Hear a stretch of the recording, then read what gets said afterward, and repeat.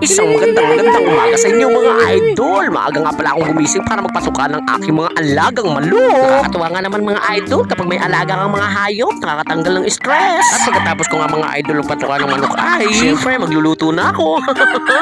At nakabili nga pala ako ng dilis dito mga idol. Shoutout nga pala sa nagbenta sa akin ng dilis. Nanonood na pala siya dito sa akin. Shoutout sa'yo pare. At shoutout din ang aking kaibigan dyan, si Edwin San Andres. Kamusta ka dyan pare? Mabuhay ka hanggat gusto mo.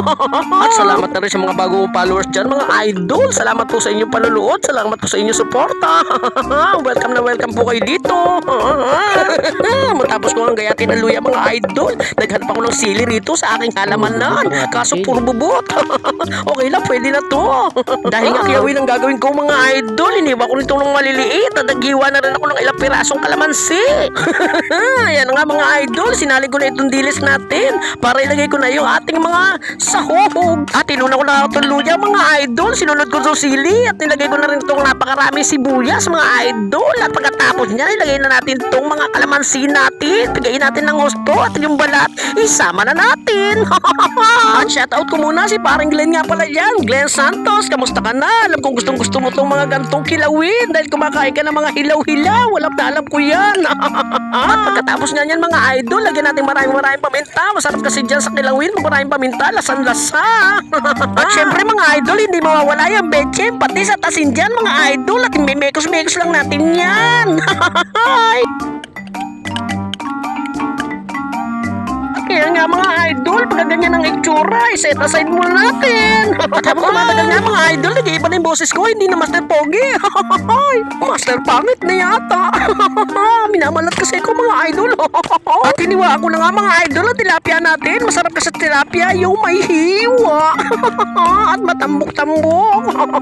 Ang sarap niyan mga idol, malamang. Oh, bakit natawa ka? Gusto mo rin yung matambok na tilapia at may hiwa, no? Inasinan ko na nga mga idol yan at naglagay na ako magic sarap dyan at magpapaapoy na ako. Yan nga mga idol, tayo papapoy muna.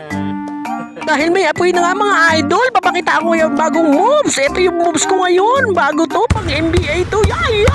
What? Nakita nyo, shoot na shoot. Ang galing ko, no? Balik na tayo sa aking niluluto. Nagiging mantika dito at isasala ko tong ating tilapia. Hindi na natin magtatagal ito mga idol. Pag naging golden brown to, hawain ko na at kakain na tayo.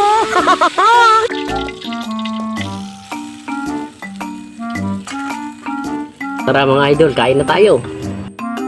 Ito yung kinilaw na dilis. Saka ito yung pritong tilapia. Meron din tayong kamatis dito. Tara, kain tayo.